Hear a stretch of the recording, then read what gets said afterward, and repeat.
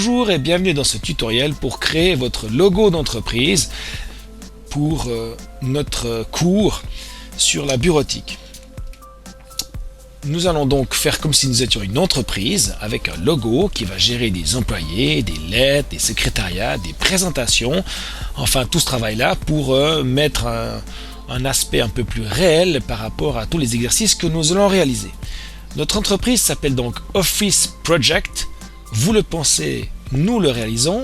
En fait, il y a un nom de l'entreprise, Office Project, et une idée phare, une vision, une intention qui est marquée, c'est vous le pensez, nous le réalisons. Moi, j'ai pensé à deux logos. Normalement, chaque logo se fait avec une ébauche au départ qu'on fait sur papier. Donc voilà ce que j'ai fait sur papier ici, vous l'avez devant les yeux. Le premier logo qui est espèce de nuage, Office Project, vous le pensez dans les ans, ou alors avec du style ici, un point d'interrogation, Office Project, avec un éclair ici, et vous le pensez dans les ans. Il y a donc toujours cette idée d'avoir une vision claire, une vision de notre entreprise et que ce soit une image facilement identifiable. Donc ça reste quand même relativement simple, il ne faut pas faire des choses trop compliquées. Pour réaliser ce logo, nous allons faire donc un logiciel vectoriel, ce qui nous permettra donc d'agrandir et de diminuer le logo de n'importe quelle grandeur que nous voulons. Alors pour réaliser ce logo, on va prendre cette fois un logiciel, donc une application qui va nous permettre de faire ça en vectoriel, c'est-à-dire de pouvoir agrandir le logo autant de fois que je le veux, tout comme le diminuer autant de fois que je veux sans perdre de qualité. Alors pour ceci, il y a donc une application qui existe qui s'appelle Inkscape, qui est donc disponible, qui est téléchargeable et installable sur tous les ordinateurs, que ce soit Windows ou Mac. Alors ici, moi je vais le prendre directement, on le connaît bien, c'est cette espèce de sommet, cette petite encre là qui vient, cette tache d'encre. Inkscape est un programme donc, qui fonctionne avec un émulateur qui est derrière, qui s'appelle X11. Alors je vois ici qui vient, Quartz qui vient derrière, et ça prend un petit peu de temps pour qu'il se mette en route et pour qu'il soit prêt à fonctionner. Donc il faut avoir un petit peu de patience pour le faire et pour prendre ça, mais on est là et on attend simplement. Alors voilà, mon Inkscape s'est ouvert avec ici une feuille blanche qui est déjà là. Donc première chose, si jamais vous le désirez, vous pouvez très bien, propriété du document, c'est-à-dire regarder comment est votre page, choisir le format de la page ici, etc. On peut le mettre en format paysage. Ici c'est tout au millimètre près, c'est parfait. Donc moi je choisis par exemple, voilà, format portrait, c'est parti. On y va, donc il y a en fait deux lignes de menu, il y a cette ligne là qui est en dessous des petites pastilles de couleurs et là en haut qui est donc X-Quartz qui est derrière, qui est cet émulateur qui se met en route. Donc nous ce qu'on va s'attarder c'est aux menus qui sont là et à la barre qui est ici sur la gauche, ainsi que le menu qui est là tout en bas. Alors moi je vais diminuer un peu la fenêtre pour qu'on puisse voir tout bien comme il faut ce qu'il faut. Et c'est parti, je peux agrandir un peu ici, donc il suffit d'aller avec la roulette, augmenter un petit peu la taille, voilà, je prends du 100% à peu près, et je remets ma feuille à peu près au milieu. Donc on va donc faire un nuage, et pour ceci, on va prendre l'outil, simplement ici, ça s'appelle courbe de Bézier, et vous allez voir ce que c'est. En fait, la courbe de Bézier, ça nous permet de faire des cercles selon les tangentes. Par exemple, je dois faire mon nuage, donc je clique une première fois pour le départ, et là automatiquement, on a relâché la souris, on voit qu'il fait donc un clic tout bête et il fait un trait droit. Donc je peux appuyer sur la touche majuscule, la touche contrôle, et on voit que là, il est forcé à faire des lignes avec certains angles, des angles de 15 degrés. Donc en appuyant sur contrôle, je vais donc faire une ligne droite qui est la base de mon nuage. Il a fait son trait droit. Maintenant, je dois faire un premier rond ici pour faire le nuage. Alors, on va pas se mettre au bout du rond, mais si vous voyez bien ce que fait ma souris là, et ben, je vais me mettre à peu près à l'extrémité de mon cercle. Je clique et je tiens à cliquer. Et en poussant ma souris contre le haut ou contre le bas, je peux choisir la courbe. On pourra modeler ça après. Je lâche et je viens au bout de à la première intersection, au premier bout de mon nuage. Deuxième, ici il y aura un grand arc de cercle, je le mets en haut, je clique, je tiens, cliquer, je tire, pour donc faire une courbe. En bas, même chose ici, je tiens, cliquer, je tire, et je viens rejoindre, et on voit automatiquement là qui s'allume, pif, c'est fait. Donc là, j'ai mon nuage qui est fait, et j'ai ici des choses différentes qui apparaissent. Notamment, j'ai le fond et contour, c'est ça qui est important. Donc pour l'instant, mon nuage, il n'est pas du tout rempli. Si je veux, je peux le remplir d'une couleur, et je peux choisir la couleur là en bas. Si je veux, je peux le remplir d'une couleur grise, gris clair, gris foncé.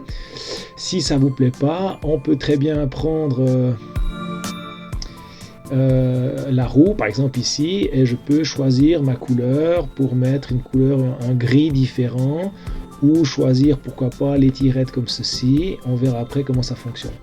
Le contour, idem, je peux choisir la couleur du contour, n'est-ce pas? Donc je peux choisir si je veux un contour plus vert, moins vert, etc. Par exemple, voilà. Et puis aussi le style, c'est-à-dire l'épaisseur du contour. Ici, je peux modifier l'épaisseur du contour et je peux le faire beaucoup plus épais, ce qui va être plus intéressant pour moi. Voilà, j'ai fait un beau contour. Maintenant, on va essayer d'éditer les points pour améliorer mon nuage qui est un petit peu pas une super bonne tête. Donc je sais colorier une forme, je sais dessiner une forme. Maintenant, je vais la modifier. Pour la modifier, donc ça modifie l'aspect général de la forme, sa taille. Vous voyez que je peux le déformer dans tous les sens. Si je veux bloquer son apparence, c'est-à-dire qu'il garde toujours la même apparence, mais en plus petit ou en plus grand, je dois verrouiller, cadenasser, et dans ce cas-là, il va toujours être de la même proportion. D'accord? Je prends cet outil-là qui me permet d'éditer les nœuds. Si vous regardez bien, je me mets dessus et automatiquement ici, par exemple, je vais pouvoir, en cliquant, je peux déplacer un peu mon nœud, le mettre un peu plus bas et je peux ici tirer un peu mon nuage pour qu'il ait une tête un peu différente. Voilà, en éditant, en cliquant sur ces barres qui sont de côté, qui va me donner l'aspect du cercle qu'il y a avec. Ici, je vais pouvoir monter un petit peu mon cercle. Voilà, celui-là aussi, il faut que je le monte un peu. Je voulais qu'il soit un peu plus ici, un peu plus en haut. Voilà, un peu plus plat. Parfait. Et ici, je vous marque moi qu'il est un petit peu trop coudé ici, donc je vais le tirer un petit peu, comme ceci, et le faire monter là pour qu'il donne un aspect un peu plus, on va dire nuagique, quoi, nuageux. Voilà.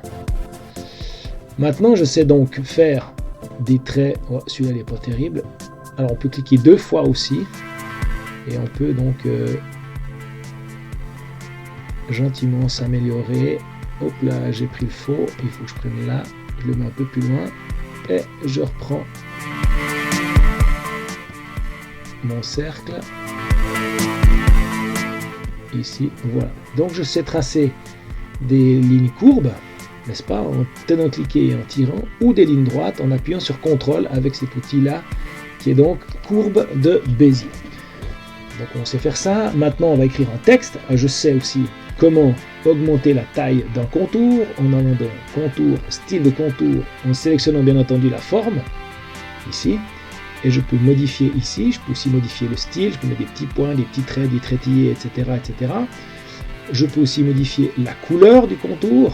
La roue est ce que je conseille le plus, donc par exemple si je fais un contour qui est rouge, je fais un contour qui est rouge. Actuellement on va travailler donc sur un projet qui est noir et blanc, donc je fais noir. Je peux aussi modifier le fond, mettre une couleur de fond ou ne pas mettre de couleur de fond, dans ce cas-là ça reste transparent. Dans notre logo, on va profiter de faire un logo, voilà, comme ça. Pourquoi pas mettre du blanc? Donc dans ce cas-là, je me mets tout au bout, ici, et je vois le code, c'est FFFFFF, c'est parfait, c'est du blanc. Maintenant, on va mettre du texte. Pour mettre du texte, rien de plus facile. Donc je clique sur ici le petit A pour mettre mon texte, et je clique sur le O. Je fais un O comme Office Project. Je sélectionne plusieurs fois avec cet outil-là tout haut et je peux choisir la police. Et là, je vais pouvoir choisir la police.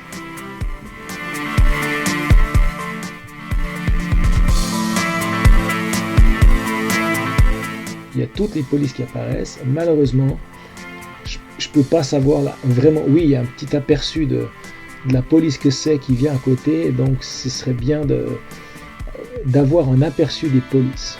Pour ceci, si vous voulez avoir un aperçu des polices, rien de plus simple, on peut demander le livre des polices. Donc si je clique là, j'écris livre. Vous avez le livre des polices ici qui apparaît et normalement vous pouvez voir chacune des polices ici qui apparaît et on peut avoir vraiment un bel aperçu de tout ce qu'il y a. Alors par exemple, voilà, le cœur gnome, etc. Il suffit de trouver un petit peu la police que je veux pour voir la police qu'il y a dans votre ordinateur pour ceci. Tiens, Ubuntu titre livre, c'est pas mal, je vais prendre ça. Alors j'y vais, je sélectionne la police, je peux même carrément écrire U et je l'ai déjà ici. Je choisis sa taille, je n'ai pas peur de faire gros, je peux même agrandir, je peux écrire même 200, voilà. Et je peux directement transformer ma police. C'est pas tout à fait ce que je voulais, donc je vais prendre autre chose ici. Je vais prendre autre chose comme police, donc je clique là-dessus et je vais prendre une police un peu fine, voilà. Screen grain, alors je reprends Screen gem. Et il m'a modifié, c'est parfait. Ici, malheureusement, j'aimerais que mon haut soit légèrement plus fin et pas aussi gros patatoïde qu'il est là. Donc, est-ce que je peux modifier dans le contour? Ici, style du contour. Malheureusement, je ne peux pas modifier le contour. Parce que c'est une police, c'est une lettre que je ne peux pas modifier. Le graphiste l'a prévu comme ça. Donc, il va falloir transformer cette lettre comme si c'était un texte, comme si c'était une image. Pour ceci, je fais donc chemin et objet en chemin. Et normalement maintenant on voit que mon haut il est mis comme un chemin. D'accord? Vraiment.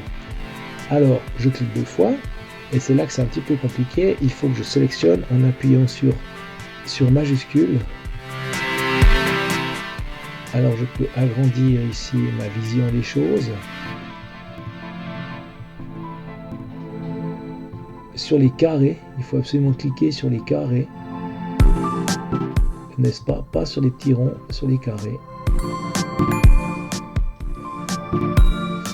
Ça devient complexe, mais par exemple là je peux cliquer sur celui-là et celui-là et je peux déplacer ces deux ici pour que ce soit plus fin. Bref, on peut transformer la lettre si on veut.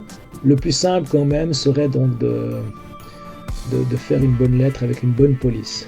Alors moi je vais chercher une autre police qui me plaît mieux. Donc je remets mon haut ici, une police plus fine. Donc je vais chercher une police plus fine, silicone, parfait, et je la mets en 300, parfait. Voilà, haut comme Office Project. Je peux diminuer sa taille, la faire plus fine. Ici, je vois qu'il est verrouillé, je peux déverrouiller, histoire de transformer un petit peu mon haut.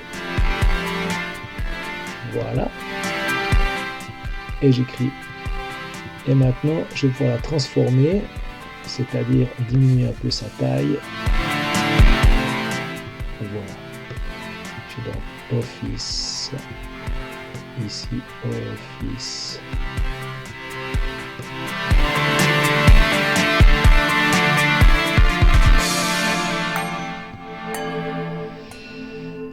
Et je vais écrire Project dessous. Voilà, parfait. Office Project. De nouveau, je vais pouvoir allonger mon texte pour qu'il soit. Voilà, Office Project. Vous le pensez, nous le faisons. Alors, je vais écrire encore ça. Vous le pensez. Et je réécris ailleurs. Nous le faisons. Alors je peux prendre une autre police si je veux, pas plus que 3 différentes. Donc je peux choisir donc une police différente. Peut-être ici je vois des graisses différentes, donc je peux mettre bold, italique, etc. normal, mais je prends comme un autre.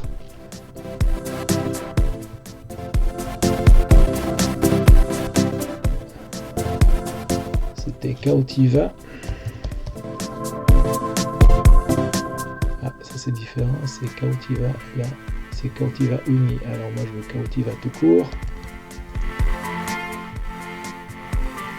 Voilà. Vous le pensez, nous le faisons. Bref, c'est pas terrible, hein. J'aimerais ajouter maintenant quelque chose d'autre sur mon logo. Tiens, pourquoi pas mettre une sorte de petite lettre, une petite enveloppe qui s'envole. Alors on va employer de nouveau notre outil qui est ici, courbe de Bézier. Donc je vais faire une lettre, je fais tac, cliquer une fois, CTRL pour tenir droit, tac, CTRL pour descendre. Maintenant je vais faire une petite courbe comme ceci, ici, hop, et mettre à la fin de la courbe. Même chose ici, tac. Ah mince, c'est pas grave, je vais pouvoir modifier ça. Ici, en mettant sur CTRL, non, même pas, là, en mettant bien droit, c'est fait. Ça ici, là.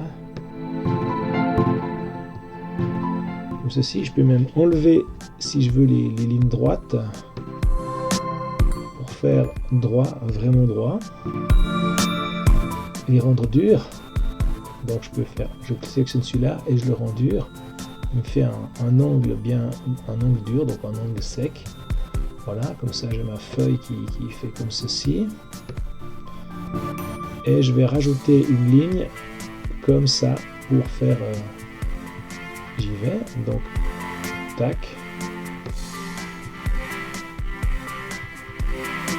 Alors je sélectionne, je dessine. Je prends ce point-là.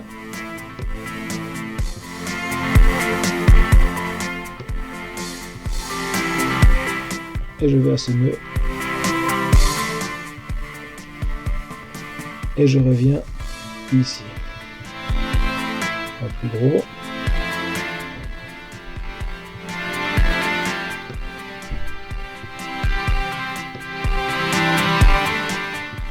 Voilà. Parfait. Et maintenant, je choisis ici d'augmenter la taille de ma lettre. C'est pas mal, mais il y a celui-ci qui est un petit peu trop gros, donc je vais diminuer celui-là pour qu'il donne un aspect un peu mieux et le monter un peu. Alors le problème c'est qu'il faut le tourner. Pour le tourner, rien de plus simple. Donc, vous voyez, j'ai cliqué une fois. Si je clique une deuxième fois, les poignées ici elles changent et je peux tourner mon élément. Donc je l'ai mis, voilà, positionné. C'est pas ce qu'il y a de plus joli. Il faudrait que je colorie le fond ici. Donc là, pas de souci. Je prends le fond et je le colorie. Cette fois pas en noir, mais je vais le colorier en blanc. Ici, parfait, c'est colorié en blanc. Et j'ai donc mon logo qui est fait. Bref, c'est un petit peu truc fait à l'arrache, hein. Maintenant, on va regarder comment enregistrer ce logo et comment le reprendre et le retransformer. Bon, il y a quand même une chose qu'il faut penser, c'est que ça, on verra, mais en fait, si je prends tout, si je fais tout sélectionner, édition, tout sélectionner, normalement, tout sélectionner, et que je m'amuse à faire comme ça, et on a de la chance, c'est que lui, automatiquement, il change tout. Il change aussi la taille des lettres, etc. Donc Inkscape est assez intelligent pour faire ça, ce qui est assez bien. Mais c'est pas forcément le cas. Bref, alors, j'y vais, je fais fichier, enregistrer, et il m'enregistre automatiquement ici un format SVG qui est le format normal de vectoriel. Et je marque logo. Et j'enregistre sur le desktop comme c'est là. J'enregistre SVG et je vais faire un export aussi de mon fichier. Fichier. Exporter au format PNG, c'est parfait. Ici, il met les dimensions, etc., etc., etc. Donc, je peux demander qu'il exporte la sélection. Il peut porter la page, le dessin, la sélection. Donc, moi, je montre qu'il porte le dessin. Exporter sous, voilà. Je choisis de mettre sur le desktop. Voilà, et il s'appellera image.png et je fais exporter.